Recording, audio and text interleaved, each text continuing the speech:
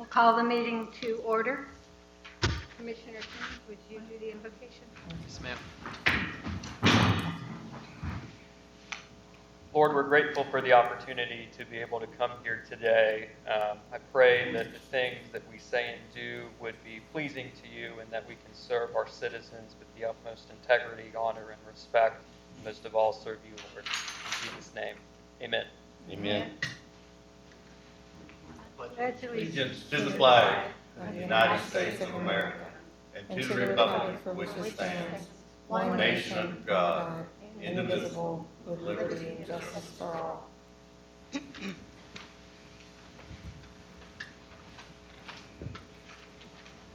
Roll call. Commissioner Towns here. Commissioner Gardner, present. Commissioner Burton, present. Commissioner Timmons present. Right. Commissioner LeBlanc has requested that she attend by phone. She has some family circumstances.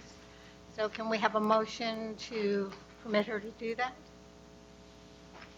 Yeah, all motion. All right. Second?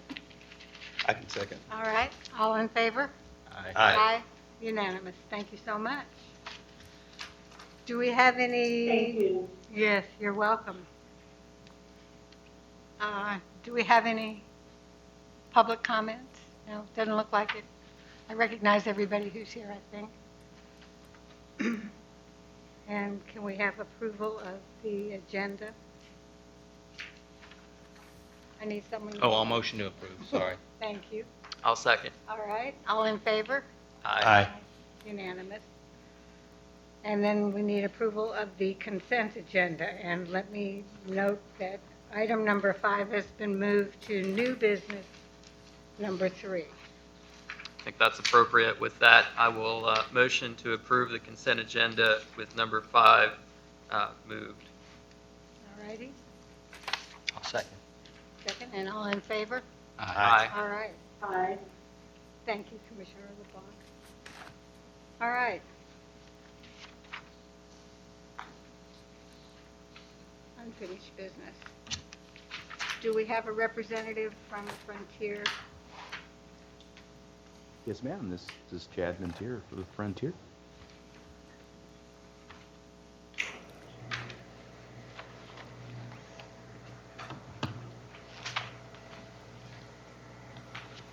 Yes, ma'am. This is Chad Mintier with Frontier. Can you hear me okay? Through the chair, just for the record, there was a second public comment period, but there are obviously nobody, but just for the record. Okay, to for the make sure record, we yeah, announce for the that record, that was there a is public no comment one period. for the second public comment period. Thank you.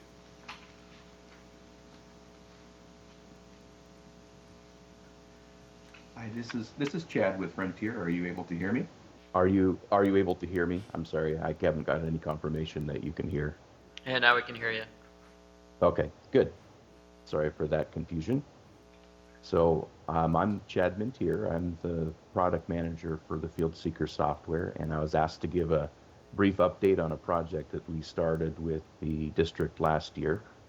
So I'd like to spend just a few minutes talking about a teeny bit of the background with Field Seeker software, and then the original proposed timeline and costs, the current status, our updated timeline, where we're at with the financials, and the road ahead.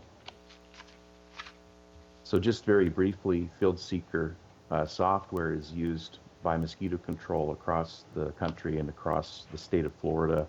It's a standard custom off-the-shelf software, and it consists of a couple of main pieces, both of which AMCD is going to be using or is starting to use. So the first part is Field Seeker Core, and that's based on ESRI, ESRI, ArcGIS Online, and that's become an industry standard. Local government across the United States, like 93% of local government uses this mapping platform. So we've built our software around that standard mapping platform, and it consists of mobile application that runs on tablets or phones, and then an office application for reporting and data management, etc. The second piece is a Field Seeker Windows ULV, which is for the truck spray tracking application. So that is a separate project, but that also is starting this month as well. The Office and mobile software for Field Seeker Core has all of the functionality for larviciding, field work, service requests, inspection treatment, mosquito surveillance, and those are just standard licenses. The ULV software also consists of standard licenses for Office and mobile. And the project, as you'll see, also included migrating the historic data from 2004 onward.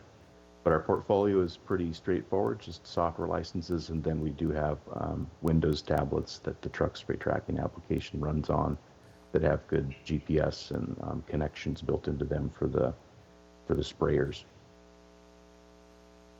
Just to give you an idea, our Field Seeker users, we have about 20 mosquito control operations in Florida that are using the Field Seeker software, and another 239 operations in the US, with a few more in Canada, the Caribbean, and Australia.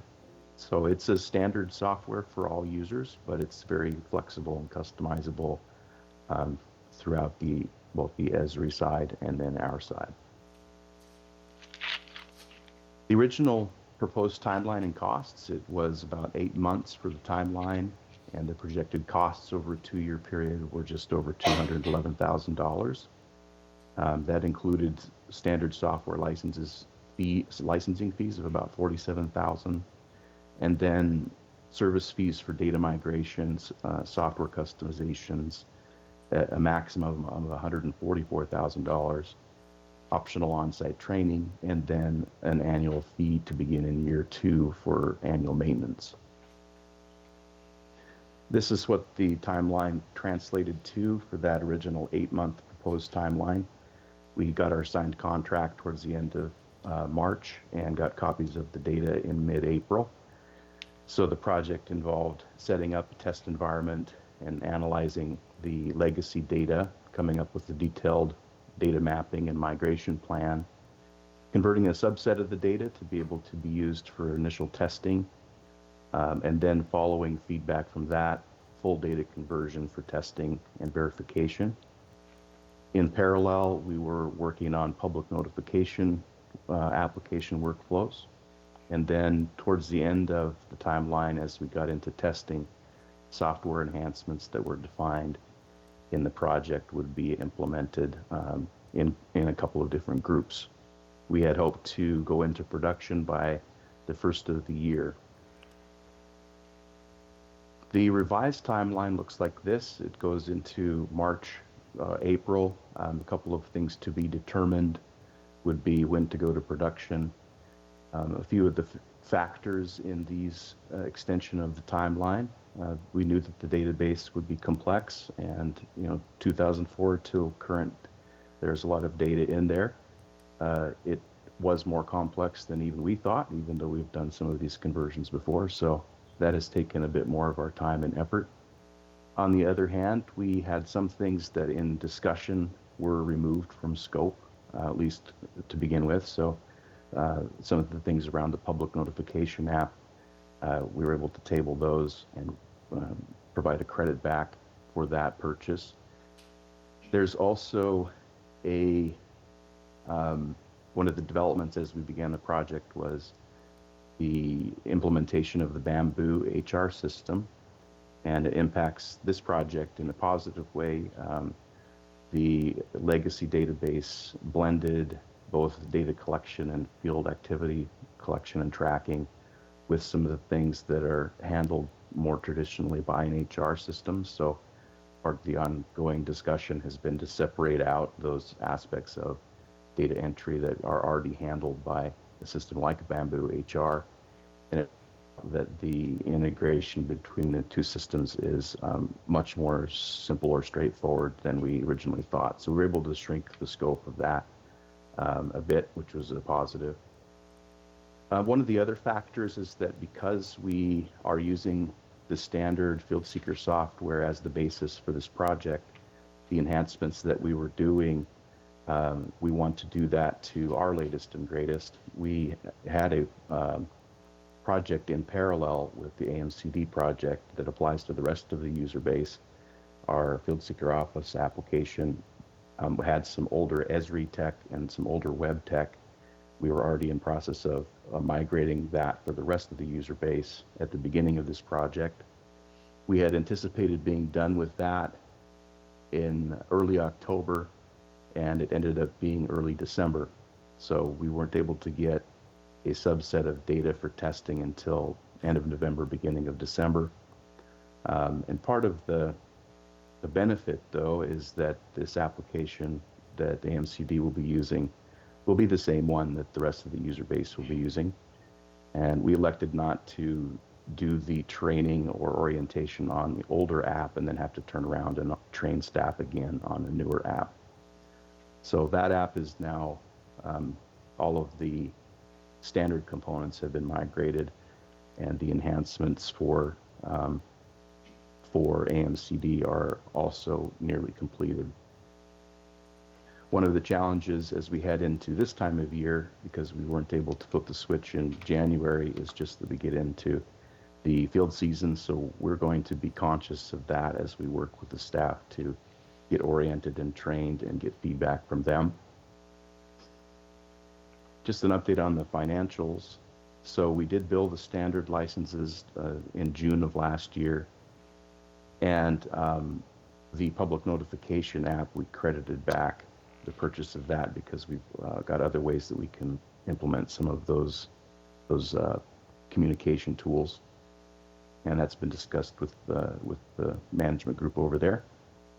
The data migration and software customization, we still have a balance remaining on that of the original proposed fees. And then our second year annual fee won't be billed until a year after we go live. So we're not even starting the clock on that until we go into production. So the good news is the costs have not increased, although the timeline has extended. As far as current status and road ahead, we're about 85% finished with data migration, about 70% finished with custom development. User testing has only just begun. There's been some interaction with the test system, but more remains to be done to validate those workflows. And then no training has been done yet, other than brief orientations of the new system. So that is our where the work remains, is to get the users comfortable so that when we do and when the staff decides to go live with the system, that everybody feels confident in that. So that'll be what we'll be working on in this month and next on a high priority. So with that, I'll open it up for any questions that anybody has about the project or the software or any of the things that I mentioned that you need clarification on. Does anyone have any questions? Yes. Hi, this is Tim Burton. Hi, Tim. Do you host the information, or is it freestanding here? All the mapping and database data is all hosted in the district's ArcGIS online account itself. So it is hosted by Esri, and then the software, like our Office application, we host that part of it, but the data is in ArcGIS online. Okay. And you were going through it, the annual fee for the licensing is around $12,000 a year if everything goes smoothly? And That's right. And that includes the improvements every year if y'all update, or is that extra? It does. That includes unlimited tech support and remote training, and then also any updates to the program. So like that big Office migration that we're doing for the whole user base, the annual maintenance covers that. It's no additional charge for that. Oh, okay. Thank you. Mm-hmm. You began the project a little less than a year ago, right? Yeah, we probably began in earnest, when we got copies of the data in mid-April. Mid-April. Okay. Other than the extension of the timeline, do you anticipate any new features or costs before the project is complete? No, I don't. I think we're going to be able to do everything that needs doing with the original budget, and then as the users use the system, we expect there'll be feedback, and we may do additional tweaks, but that would be something we would handle through just normal maintenance. Okay, thank you. All right. Is there any other questions or comments? No? Well, thank you very much. We appreciate it. We appreciate your trusting us, and we'll work on completing it so everyone's happy. All right. Thank you. All right. Thank you. Dr. Shu, would you talk to us about the lobbying RFP? Yes, RFP for soliciting the legislation lobby. The last meeting was on the consent agenda so that talk with our lawyer, this project, and more documentation. Look at the lights on.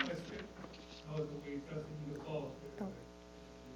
Work on, give us the right authority staff to release, and we collected request for proposal, and the proposal is back to board, and board can make maybe review, or make decision. So this is up for a vote now to place an RFP for soliciting an additional lobbying firm, whether that be Mr. Hawkins or somebody else. And Mr. Hawkins' term expires in March, correct? Okay.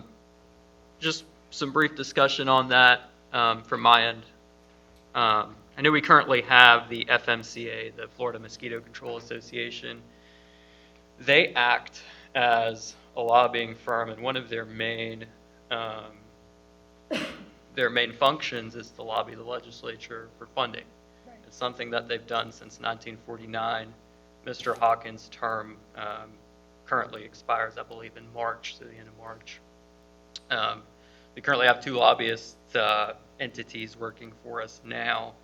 With property tax being on the ballot, having 2, in my opinion, seems a little unnecessary.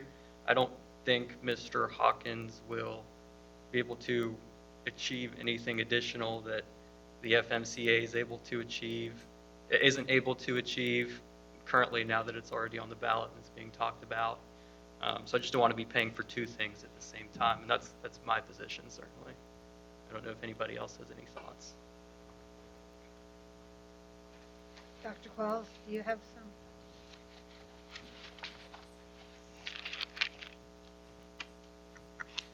Just to provide clarification on the FMCA lobbying versus, so when when we hired the current lobbying firm, the reason behind that was because the FMCA lobbyists couldn't act on our behalf because they do for all programs that fall under the Florida Mosquito Control Associations, both county, so dependent districts, county districts, independent districts. And so that was why originally, because at that time it was targeting special districts, right? So that is why we hired the lobbying firm. I think we would need clarification to better understand if FMCA's lobbyists, like depending on what type of legislation moves forward, because obviously county districts or county programs are going to be impacted less by the changes that are going to be made to property taxes, right, versus the special districts. So at this time, I think you're absolutely accurate in the sense that right now we are under the FMCA lobbyists and our own lobbyists, but is it necessary? It may not be, but I just wanted to clarify why, originally we had this second lobbyist is because we were advised by the FMCA lobbyists that they could not, on our behalf, go and talk and negotiate because it was a special district, because then, they have to do for all of FMCA. So just wanted to clarify that. Understood. I appreciate that. Thank you. I think, it was a time where there was a lot of uncertainty, now through March. I think ultimately still having the FMCA representing funding, still don't want to be paying for the same thing twice, and certainly we can revisit when legislation gets drafted, if it does. Well, we're covered through March, right? When's We're the next covered through session? March When's with the next Mr. session after Hawkins. March? Yeah, it's The fall? It's, I think, well after March. Yeah, Go ahead. I was thinking that yeah, we are definitely, part of the mosquito control associations and the other things, but as a special district, I don't know of having to have, it's kind of, I don't know, a lobbyist that the people pay for to lobby for their taxes not to be reduced or taken away. I think that's kind of that doesn't add up too well as far as that goes. If it was something that has to do with what needs to be done here, trying to, get some grants or trying to do something that improves the mosquito district as far as what its intention is to control mosquitoes. I can see that, but yeah, paying a lobbyist to help keep my taxes from either going down or being increased, I'm not in agreement with that at all. If it's for anything else, I don't know if we can put that if we need to request a proposal just for things that are pertinent to directly with what we have to do, then that's something different. But yeah. I would agree. That's the big thing now is, the county's losing tax money, and Right. that's what everybody's talking about, but I don't think taxpayers need to be paying for their own demise, I guess you could say. Right. And, the FMCA still does represent, mosquito control entities in general, and they go very specific in looking at legislative funding for those entities as a whole. So I think Mr. Counts is right. If we want a particular grant or something, we can always revisit that. But, I don't think it makes sense to have two entities sort of looking towards the same thing currently when there's, look at cost benefit and the money we may need in the future. I think we can revisit that if needed. So are we in a situation where we're going to vote on sending out an RFP, or are we? Right, through the chair. So that's the proposal. The staff there was a couple of meetings where you directed staff to come back to you with this document, but it's on the agenda for you to authorize staff to go ahead and issue the RFP. So Right. that's the item you're voting on. So if you choose not to do that, then you can certainly deny, Okay. that request. You can delay it too, right? Because we'll have more information at the end of March. Mm-hmm. Yeah, we can See always what- revisit it. Yeah.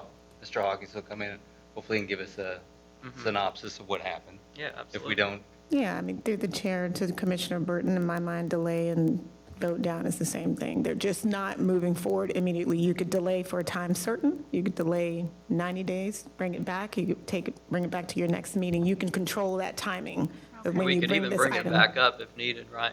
That's right. I mean, if you were to, absolutely. So if you were to not approve this request, that does not stop at any point in time. You bring it back up, and you could bring it back up as an emergency action, which is what you had to do a couple of years ago. Right. Because the issue sort of came, very fast, and you had to act on it. If- So,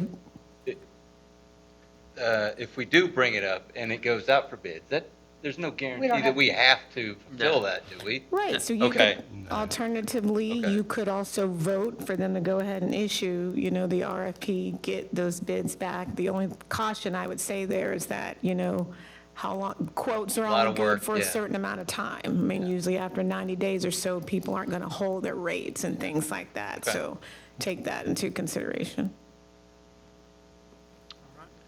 So perhaps we want to delay voting on issuing the RFP until March, when we have a better idea of what we're looking at?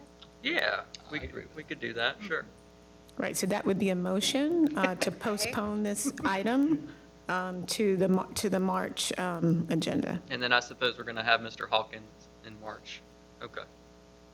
When does the session end, Tallahassee? Session Yeah. end of March. End of Right. And Okay. he's contracted through March. Right. Okay, well, we won't know what they've done Until April, probably. until they've, Yeah.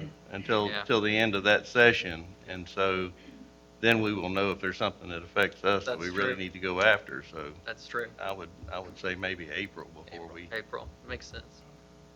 Okay. That makes sense. Go ahead, Dr. Shu. Last week, we asked the lobby, and Ms. Huckett is last there for schedule meeting to Senator Luker, our representative. One representative was Mr. Saab in Korea Committee. He mentioned about anesthesia and mosquito control business very well. So why not have a Korea Committee, mosquito control? They don't have to really people special dispatch count mosquito. Why you don't want to have that? So then I talking to him, we look out 2019, who was the proposal of our board. And the expedition covered Nakhin, Australia is a Xinjiang County. Right. Sichuan side, Hubei County. And like that, majority Xinjiang County. Small part is the Rat County. 013, majority is the Xinjiang County, partially is the Tantan County. So every time we're going to supply, people ask, why you going to supply this side? So the why not supply the US side? We say, okay, we are Xinjiang County, only so Xinjiang County. We are not the pest control. So there's some people confusing. He mentioned about his legislation, 2019, our proposal board gave some kind of resolution, discussion, local option. They can provide service for that, that can pay tax to us. And the helicopter fly can hard to find here, find in there. So whereas the mosquito no cannot recognize you are Xinjiang, you are Hubei, you can help with that. And he said he will be interested to bring clear counting commissioner, and the cheater will be coming here with the first. And Mr. Clark will be able to help look at the option.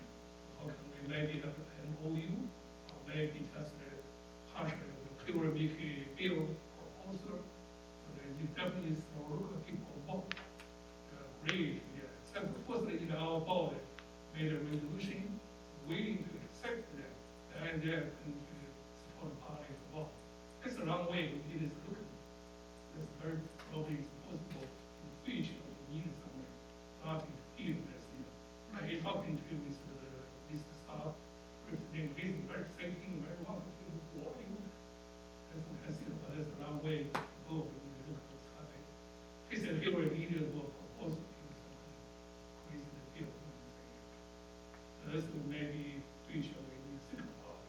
I've read in April or May, put the agenda and we just concept and discussion option, what's good for people, what's good for their future benefits, not only for one side. I'm talking to our attorney last Friday already, and shared the idea, and she will search some literature and hopefully take some improved future with more stuff. Mostly, sometimes, I mean, he said one reason why during consumption, his area or Western cases, why you think doesn't have cases? In case, we have special discharge here. One focus, one is how much cost we about $17 for a year for equipment. Oh, that's such low. And the home, they probably around the resident around $30 for home, pay for a year for mosquito control. I said, I pay the pest control monthly $65, $70. What is it? It's a very interesting, that's a good option. We should make it think about it, have some lobby, and help to future. All right. All right, so do we want to put it off and reissue the put it on the agenda to issue the RFP in April? Are We talking put it up for about- discussion in April, at least, yeah, discussion and Right. possible, you know, Right, so through the chair, that would be a motion to postpone this item until your April meeting. Is there something we need to do as far as maybe specifying the guidelines of what our lobbying proposal would be? You know, they're not just going to do anything and everything. It's going to be what pertains to to just what benefits the people of St. Johns County and district together, Right. something like I that. think that would be appropriate, yeah. Right, and through the Yeah, chair, that's if I what- could, to, That's what y'all write up. Yeah, you make it specific to yourselves. Yeah, we can table, motion you table to Right, bring back. okay. Okay. right, and through the chair, if I could just, with Commissioner Count's point, that's the scope of work. So what you might do, your RFP draft is already in this board packet, but there's a scope of work on page 2 that specifies what the lobbyists can do. So you might all look at that between now and April. Okay. And if you have any comments to narrow that down, because it is broad, you can, send that to the staff or to me. And the next time we bring it to you in April, it's a more refined document Okay. that satisfies your concerns. Great. I think that's a really good point, Mr. Counts, because we don't want to be the Yeah. ones lobbying for more Right. taxes, but we also want to be the ones lobbying for, hey, we want to benefit our county with services if possible, and still, benefit them with low costs and good services at the same time. Yeah, and also at the same point, we don't want the legislators to be placing more burdens upon us either. That's going to cost us more and the taxpayers more too. That's unnecessary or something that, so you got to watch out for all of it there. But Yeah, absolutely. I mean, when you look at special districts, certainly some have come under scrutiny. You don't want to be the special district advocating for higher taxes either. no, And it's just not the right thing to do. Yeah. Absolutely. All right, so we will table it and bring it back in April? So you need a motion to postpone it to the April meeting, a motion, somebody needs to state that on the record. Where's my motion guy? Oh, I can do it. I will make a motion to postpone the discussion and approval to release the RFP for soliciting the district's legislation lobbying firm to the April agenda and also to discuss the scope thereof. Right, I will I'll second. second, yeah, go ahead. I'll go right ahead. all right, and all in favor? Aye. Aye. Commissioner, thank you, Commissioner LeBlanc. All right.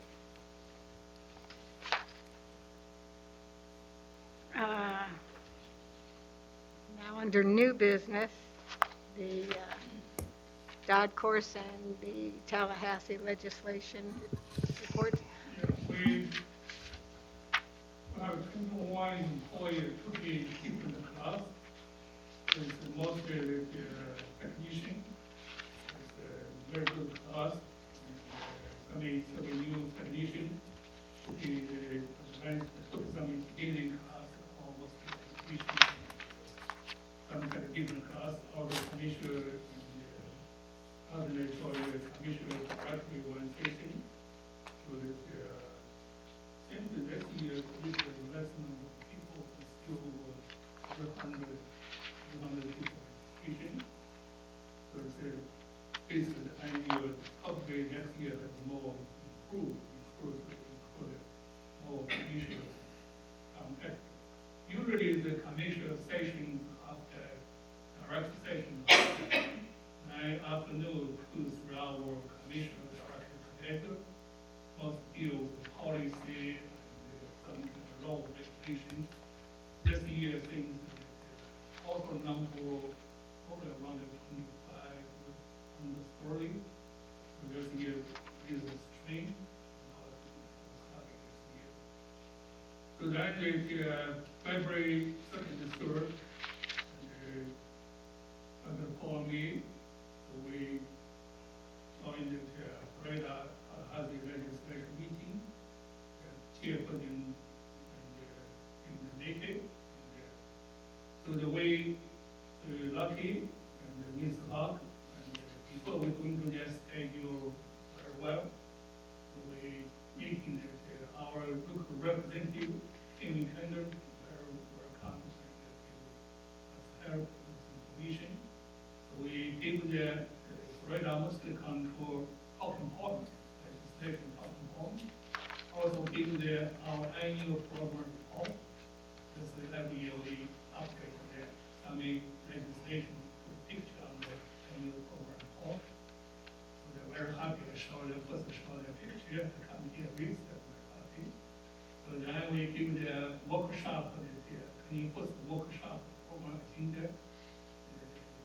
representative changes and what I look at all the time is international.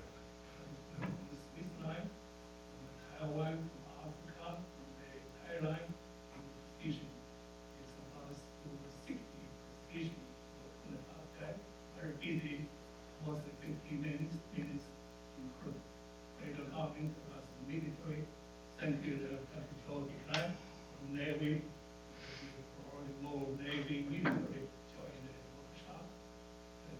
Also graduate from the CEC and coming and stay down in the Paris, become agriculture, and other local state control and industry. How the meeting with the physical information. If you have any question and more interesting, welcome to join the first workshop. Plus information technology.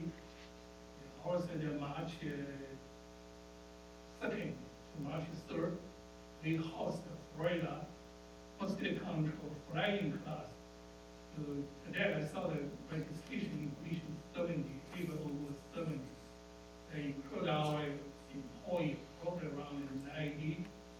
So they are host, we just register a 5 staff for aviation, resident teaching, resident staff, commissioner, speaking. You may come anytime if you are interested. In your front, you have the 2 years flying class agenda, which might be interesting. You have time to show there. Probably around 8 to 10 helicopters coming from other disciplines in our backyard. The field show up. Also, our workshop started March 4th to March 6th. We put up there.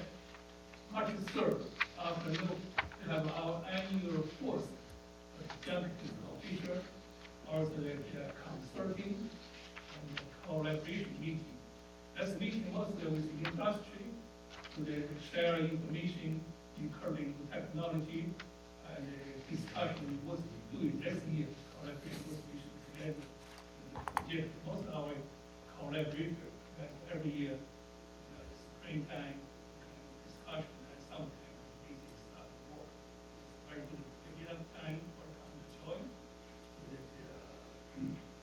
Workshop put up there, you have the program, the whole work, and you have 8 days for us to start which way is the anytime you can walk in, you can have the commissioner, the card, or maybe something like the week start, anything walk in, work on it. So this is the FMC for the cost of legislation. Also, the FMC representative commissioner. Commissioner Phil Goodman is the chairperson, Radar Cable State Control Commissioner, chairperson, also with the Radar State Control Association representative, director, commissioner director.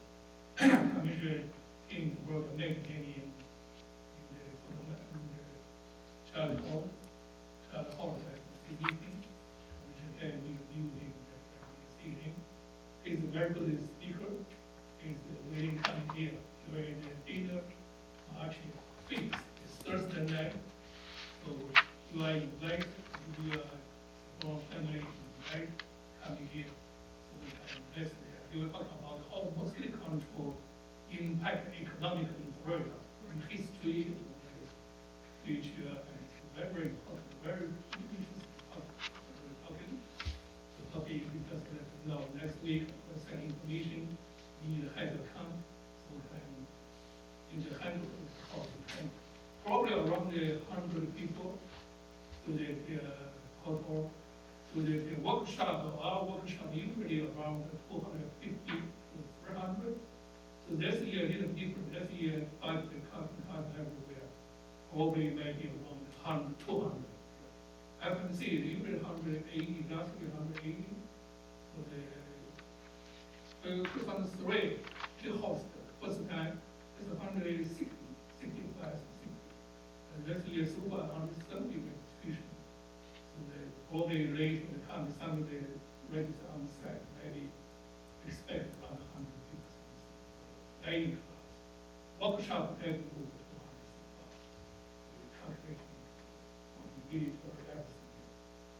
Or I say more detailed information to be next week. To make sure that March 5th, Thursday night, 6 p.m. Thank you. Thank you. Dr. DeClaro?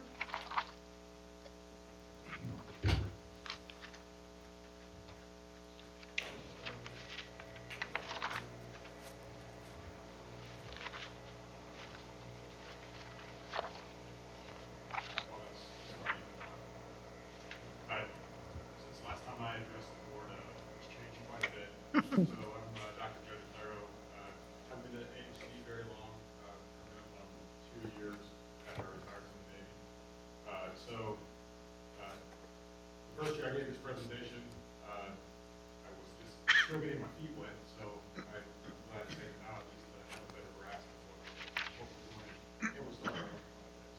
So I do appreciate the opportunity from the commissioner and the director to give this talk, kind of update you what we've done in 2025 and what we are planning to do for 2026. For the sake of time, we won't go into a lot of details, but I'm happy to answer any questions after I complete the presentation. So I'm actually over the science and education programs.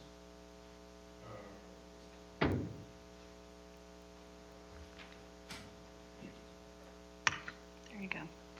Oh, nobody could hear me, okay.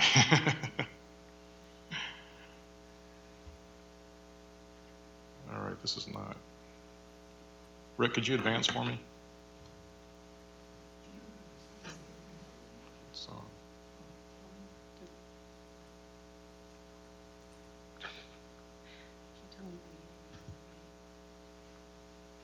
There it is, okay. I don't know if that was right or not. We'll figure it out on the next slide. All right, so this is a picture that you've probably seen, a map that you've probably seen a lot. It's our district, it's the area of our responsibility. And we typically like to focus on the fact that we cover over 600 square miles that easily floods when we have a storm, that usually keeps us very busy, and it's a variety of ecology. What we don't tend to focus on a lot when we give this talk is there's 60,000 acres of federally and state protected lands. Some of that area we have arthropod management plans, but some of it becomes a challenge for us, especially as the residents expand because they want the nice view of these areas and they build right up next to it. There's a lot of mosquitoes that provide habitat, and a lot of what we think about sometimes, how do we reach the unreachable? Because not all of this area is accessible. So one of the philosophies that we have for the applied research is we want to look at efficient ways or solutions for operational surveillance, control, and improve those service requests when the residents have these mosquito issues. We want to be able to address it. But more importantly, we want to be part of that integrated pest management plan that AMCD works with, where we're not just applying pesticides, we're applying other tools. We're taking the combination of the entire puzzle and taking the pieces together where we're not only benefiting the environment, our residents, but also eliminating risk. So all of our applied research projects, we're operationally focused. And the way we do that is we're staffed with 6 PhDs, 3 biochemists with master degrees. We also have some biotechnicians that are master students. We have a PhD student. And we're also supplemented with interns and visiting scientists. We're equipped with insectaries. We have a wind tunnel for adulticide testing, larval ponds that you could see, screen enclosures. We have a lot of things that most academic institutions don't have. And it allows us to do research in areas as, like behavior of mosquitoes, new control methods, tools, equipment for surveillance methods, and also insecticide resistance, which is very important information when you're trying to control the mosquitoes. Now, if I was to give you one slide that summed up everything that we do, from the field to the lab to the semi-field, this would be the slide that I would do. It gives a great representation of 1 week of work for the science team. And as you can tell, we do everything we possibly can just to get to that one benefit that will give us the edge on mosquito control. Now, in 2025, we had a lot of accomplishments. One of the measurements for a researcher is we want to be part of projects that have impact. And Dr. Hsu was recognized as the world's top 2% scientist in September 2025. And that's because of the citation impact that he has from the papers that he was part of and the projects he's been part of, which is important to us because that means not only are we doing meaningful work, but it's actually getting out globally that others are applying practically. And aside from that, in 2025, we received over $400,000 in grants, which allowed us to continue this type of work. And AMCD authors either authored or co-authored 24 publications in that 1 year.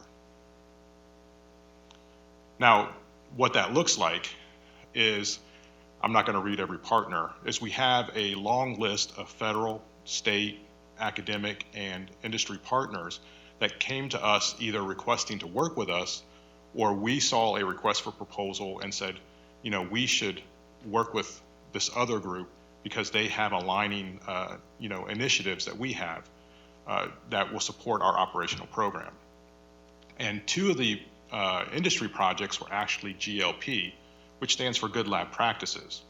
AMCD is a GLP lab, which is required for a lot of these industries to conduct their evaluations of products to go through the regulatory process.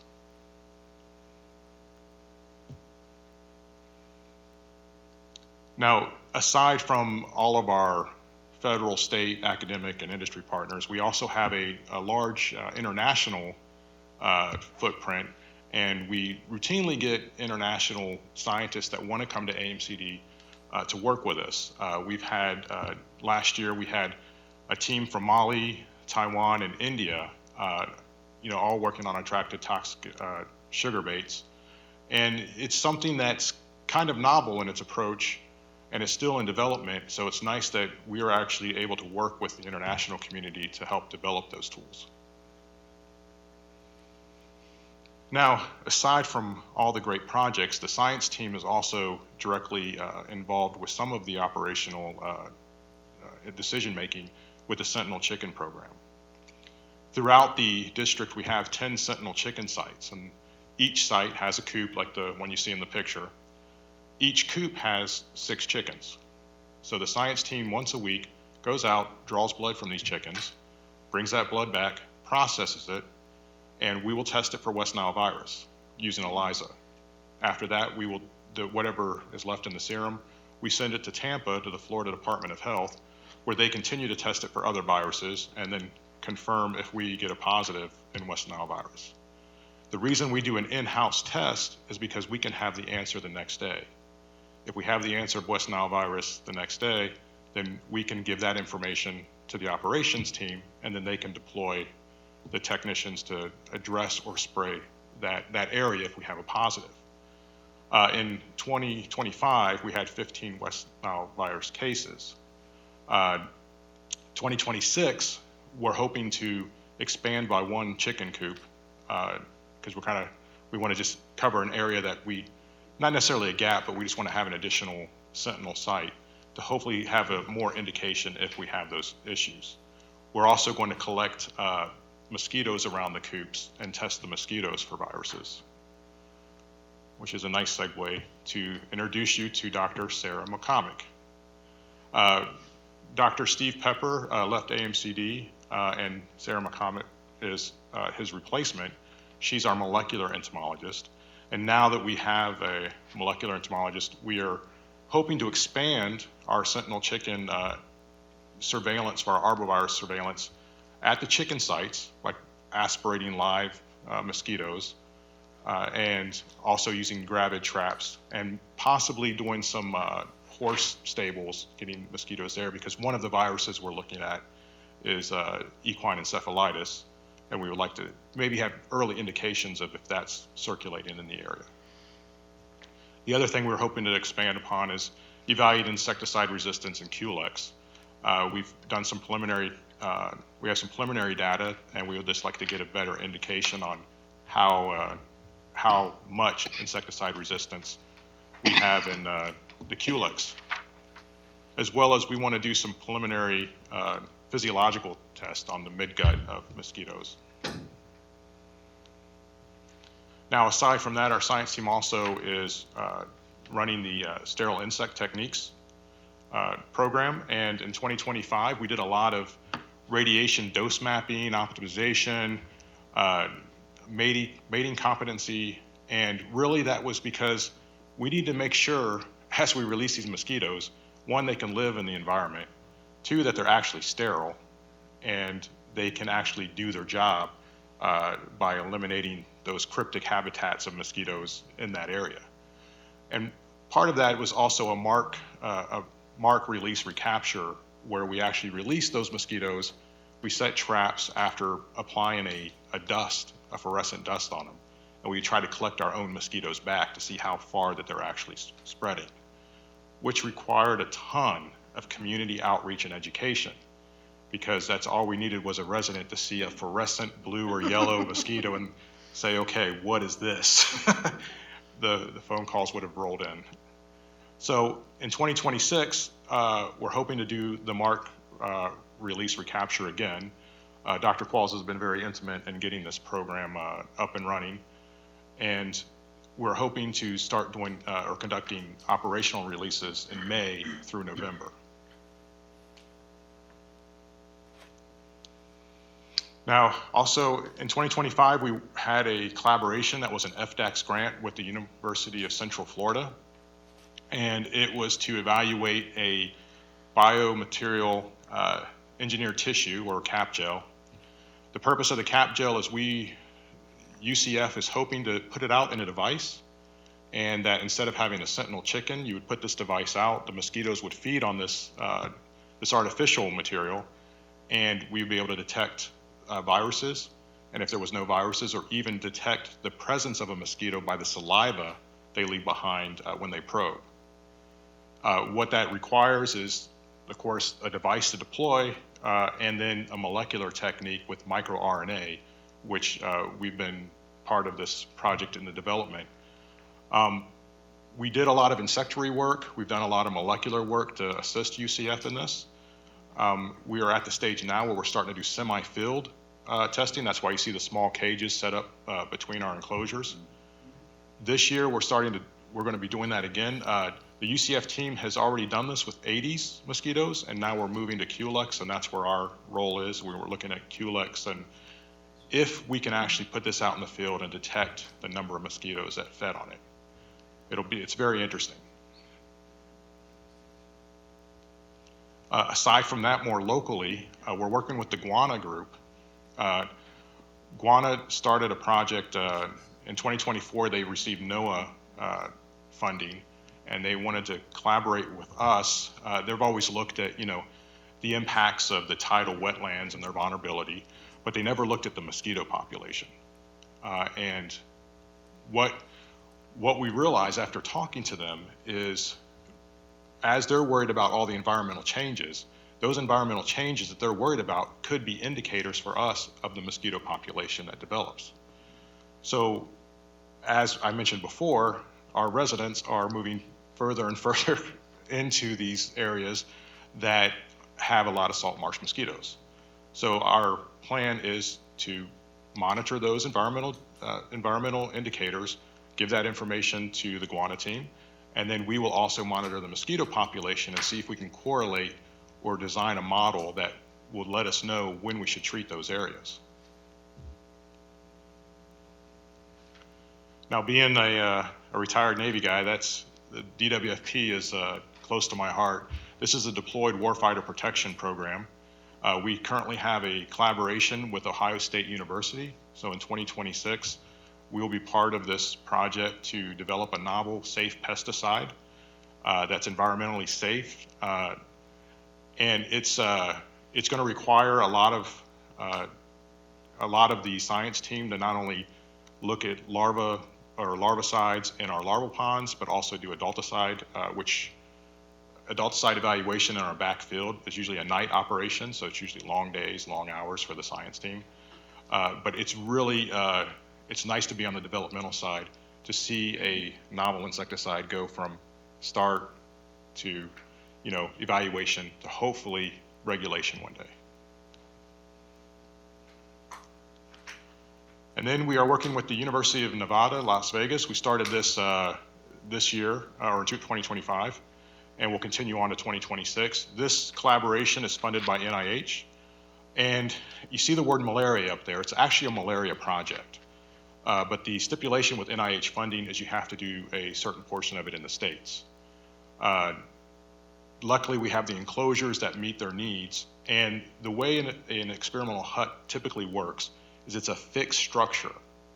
And they put it in a place like Ghana or, I think there's 6 locations in Africa where they open up these enclosures and they put a product like a bed net or whatever they want to test inside the hut, and they let the mosquitoes come in, and they're able to count and see how the mosquitoes react with that insecticide treated net or whatever it is in that hut that they're using.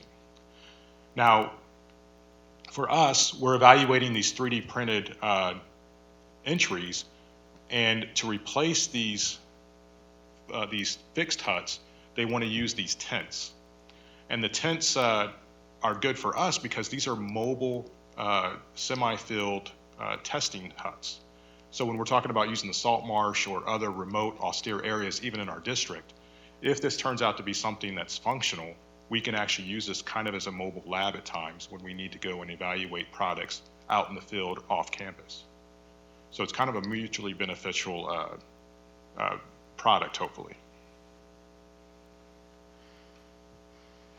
Now, we can't talk about the science and education, programs without touching on some of the education parts of our program.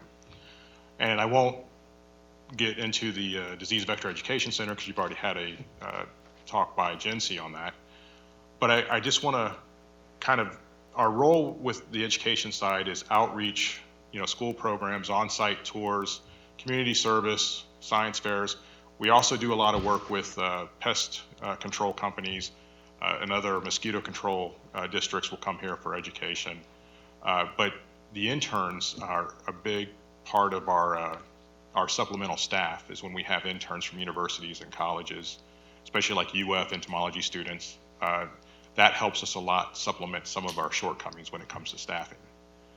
We also have the CDC Southeastern Centers for Vector-borne diseases. We currently have one intern from that program here now who's working on a trap comparison and an arbovirus protocol. We also have been working with the Gulf South Vector Group with their education outreach. And it does give us an opportunity to expose a lot of pre-professionals. We get everything from high school, undergrads to graduate students. And some of those undergrads come in and they're science majors, but they don't know what to do with it. And we kind of help them, hey, what about mosquito control? So it does give us a great avenue. In 2025, we had 8 undergrads and 6 high schoolers, but we also had 7 graduate students. Now, another piece of that education part, even when I was assigned to NECE years ago, NECE, the Navy Entomology Center of Excellence, has had a close relationship with AMCD, not only in collaborating with DWFP projects, but AMCD has always been seen as a subject matter expert. And the reason why is because the Navy, just like every other branch of the service, recruits very young people fresh out of school that may have studied entomology, but they did aphids, or something agricultural. And then they come into the Navy and they're expected to do force health protection, and they don't have that experience. And NECE, you get 1 or 2 1 or 2 years sometimes, maybe 3 if you're lucky, before you rotate and you get deployed elsewhere. So as you can see in the photos, they come in and a lot of the junior guys will learn CDC bottle assays for insecticide resistance. Last week, we had a group of NECE here learning how to use the drop vision because all the people at NECE that knew how to use it deployed, and the new guys didn't know how to use it. So we brought them in, we showed them how to use it, and we sent them back. And we went to their facility, and we showed them how to use it. So it's mutually beneficial. But the best part of it is their testing and evaluation program works closely with AMCD when it comes to deployed warfighter protection program and other grants that are federally linked, not only to serve our community, but also serve the deployed warfighters and the Department of War at large. So of course, I gave you the wave tops. I didn't go in a lot of detail, but I did provide a lot of extra text in the slides that are in your board books if you'd like to read further.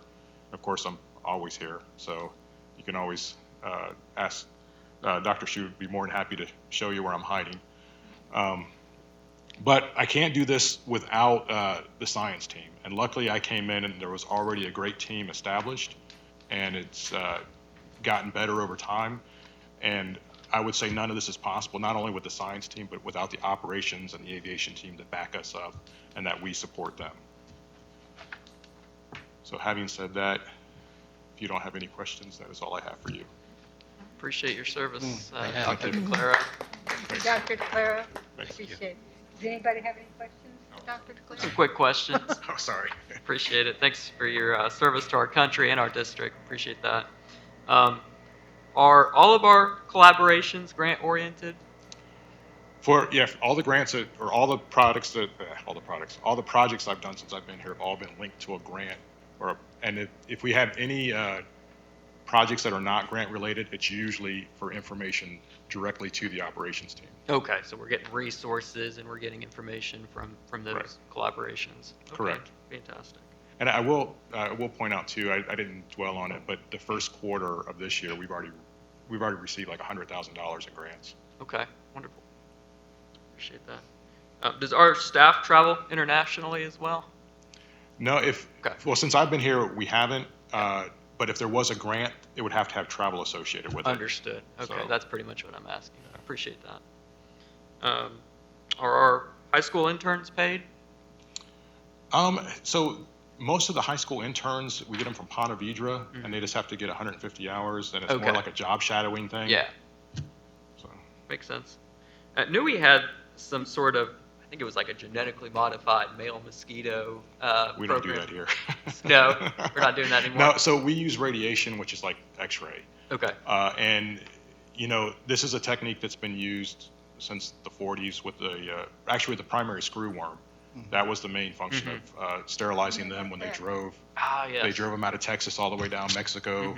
But that's all we use is radiation. Okay, So, understood. Cool. Well, I appreciate your answers. Thank you. well, Anybody I'm sorry, I forgot Sinvec. So we do have a genetically modified line that's coming. So just to answer that, there is a company that we have been working with, both Yeah. Dr. DeClaro and I. Remember that. Currently, we're evaluating a separator line, which is, EPA did not declare it as a GMO, but it does have a green Understood. fluorescent, so it's already been through EPA. And then additionally, we're helping them with the NGSIT, All right. which they're waiting on an EUP approval at the Okay. moment. So Dr. DeClaro and his team has been really instrumental in helping them figure out like more of the rearing, because they want to do a box and put it out, like, you get it at Home Depot, Sure. put the box out, so. That's what I was asking about, that program. That was Yeah, interesting. and the reason we're not working with it yet is because when they sent us the product, it didn't work. I see. So we gave them some input, sent it back, but now Okay. we're working with the separator, and when they get that back, So then we there's are two it. products there, right? Yeah. One is considered a non-GMO, even though it does have a green fluorescent protein in it. All right. Mm-hmm. And then the box, if they get an EUP approval, then we would start the discussions of what that would look like if we would be a testing site. Okay. But one of the things that we're actively doing, Dr. Claro's team, as we're working on community outreach to better assess, and also Dr. DeClaro mentioned that in the presentation about the community outreach. So one of the things that we have asked about is public perception around GMOs Sure. and irradiation. And what we found is that some of the communities that we're working in, that they have kind of an acceptance of GMOs, right? But we wouldn't work in any community in St. Johns County without first getting the buy-in to evaluate something like that. Okay. But it would be a grant-related or sponsored project. Sure. So we wouldn't be spearheading it, we would just be helping assist. And again, we're already, Dr. DeClare already has a lot of plans this year to get the working with the communications teams to get information on how those programs, Okay. or how the community is gonna feel about Sure. that, right? So. What are I just the- wanted to be transparent I on appreciate that. Yeah. What are the entities involved in that? So Synvect, which is a company, Sinvect? Synvect, Synvect. It's a startup company out of California. University of Florida.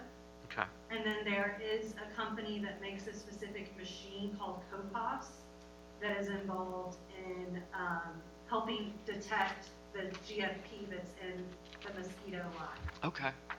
Wonderful. I appreciate that. I'd love to hear I more just wanna about be it transparent on that. Yeah, because as it unfolds. currently, we have no plans, but if they get an EUP approval, then it most likely would, and we can negotiate a reasonable, project, then it would be 2027 timeline. 2027 timeline. Okay, wonderful. But again, I just want to stress that we have a lot of plans to work in the communities. Sure. To gain acceptance or to understand. We're not just going to go out and do something. That makes sense. Willy-nilly. Absolutely. Especially when you see fluorescent mosquitoes flying around. Oh yeah, fluorescent mosquitoes. People are going to be talking about GMO Well, mosquitoes. but see, the GMOs that they're used to hearing about are the ones that were genetically modified not to reproduce, and this is kind of a different Yes. animal, you know. Sure, understood. No, that's very interesting. It Yeah. sounds like it may be effective. So, love to hear more about it as it unfolds, and appreciate all your work. Yeah, no worries. So, Yeah, Dr. DeClaro is a huge asset to the team. He does a great job. With the team that's been put together, he does a great job managing them. So we're really We lucky appreciate to that. have him. Thank you. all right, thanks. Glad to have you. Thank you. Thank you very much. Okay. So item number 5 in the consent agenda was moved to new business, and that's for us to authorize the staff to update and amend the annual sick leave and retirement, I believe. Right, I would just, through the chair, whoever makes that motion, just qualify to make it clear that you're authorizing the staff to update and amend the district annual and sick leave payout policy for board review and approval. Yeah, That I it's definitely clear want it's to coming see back to that the board. before we approve anything. Exactly. So that's why, so do we have a motion to allow the staff to explore that and present it to us later? I will motion to allow the staff to explore that, obviously contingent upon board approval. Sure. Okay. Second? I'll second. All right. All in favor? Aye. Thank you, Commissioner LeBlanc. All right. Dr. Shu, do you have a report?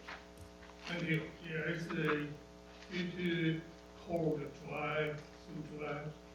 So we only have new people so requested. So that everything we stop.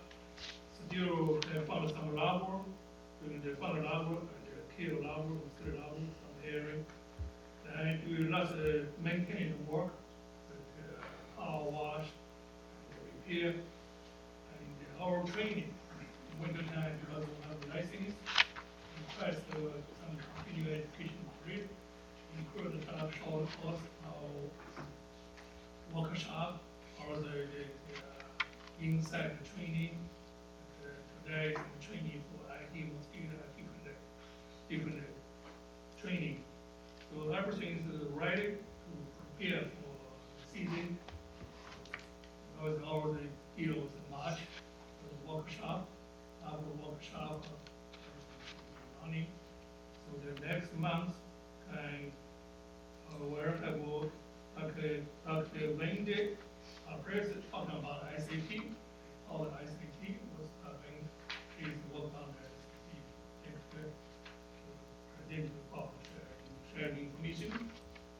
there also we have over 50 applications for IT technician.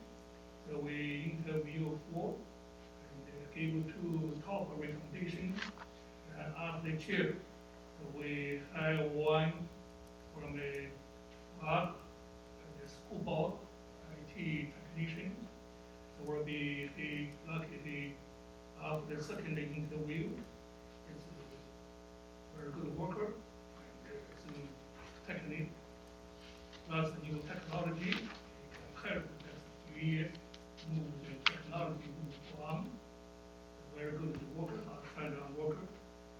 So that he will start in March 2nd. So other last week, we terminated the person resigned when mostly contract technician due to misconduct in work. From the one work. Rest of everything is in work measure. And seems everything is very good, having information quickly affect each other. Thank you. Very good, thank you. Do you- My report? I do not have any reports. All right. Thank very you. Good, thank you. We don't have any final comments for the public since no public showed up. Commissioners, do you have comments? Yes, just briefly. So last meeting, I spoke about having a meeting with the Finance Committee just to sort of look at the budget in preparation for the new property tax initiatives before the legislature. And so I've been speaking with Dr. Qualls about that. I think if it works for you, I know you're chair of the Finance Committee, Mr. Burton, March 10th at 5:30 might be a good time. That's a Tuesday. I wanted to talk about it on the record because if I didn't, that would be a sunshine violation. But I'd like to set that up and at least direct staff to go ahead and notice that properly. Oh, sure. Okay, cool. So March 10th, 5:30, I will direct the staff to make all necessary announcements, in conjunction with Sunshine. And I'd like the Finance Committee to attend as well. Anybody can attend if they want to, but I think we should just take a deep dive and sort of prepare, or at least begin the preparations for the impact that the legislature may have on property taxes and special districts. I think it would be prudent to do that. Another item that I wanted to talk about, I think it would also be prudent to at least talk about it at the next board meeting. I'd like for board and staff to sort of discuss a good way for our attorney, Ms. Hodges, to review our agendas and board items before they're finalized, before we receive them. Certainly, staff don't have the qualifications of an attorney. It's always good because ultimately we're the ones liable if something is on there and maybe we're not up to speed as to the consequences. For example, sick leave. What if something's on there that isn't, just shooting from the hip in conjunction with Florida statutes? So I think it'd be prudent for the attorney to review those things before we get them. I don't I think she agree. would object to that. I agree. So let's find a good way to do that. I'd like for Ms. Hodges to be able to review our agendas before we finalize them. That's all I have. Mr. Burke? I Right. I went to the Dodd meeting, and it was very interesting. Did not go to Tallahassee. I was worrying about broken pipes at the time, so. That seemed to be an issue. Yes, it was. Yes, it was. I don't think I've ever been so cold in my life. I know, it was. Yeah, I wasn't able to make any of the meetings. I was in Tallahassee earlier, but yeah, we have the same situation there. We had the deep freezing going on that hopefully knocked out a lot of mosquitoes. So I was not able to make that, so I'll try to catch up on my homework and continue drinking from the fire hose here and get caught up and get to know a little bit more about what goes on here and some of the other things that happen beyond this room. All right, well, with that, All right. oh, yes, Commissioner LeBlanc, do you have a report? No, I have no comment at this time. Okay, thank you. And with that, the meeting is adjourned. Righty. Thank you. Thank you. Thanks.